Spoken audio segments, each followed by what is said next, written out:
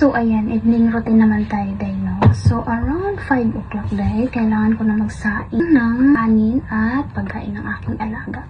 So, around 6, papakainin ko na siya. Then, around 6:30, yun na yung cooking time ko. So, around 6:45 na dating yung amo kong babae. At yun na yung time ng lola umuwi. Ayan. So, ako continue yung pagluluto ko. Then, around 7:30, darating din yung lalaki. At yun na yung time na magsasandok ako for hapunan na namin. Tapos, around 8:45, mga ganyan. Tapos, na yan sila kumain. So, yan na yung time ng ligpitan ng mesa. So, pagkatapos ko ligpit, diretso sa kusina, ayan, punasan yung mesa, din yung amo ko naman yung mag-ano ng prutas, maghihiwa-hiwa. So, bibigyan na lang nila ako. While pala nagaluto ako, hinuhugasan ko na yung mga dapat hugasan. Pagkatapos ko hugas, punasan ko yung gas tube, yung sink, din alaga ko yung tubigan nila, yung baunan ng alaga kong panganay.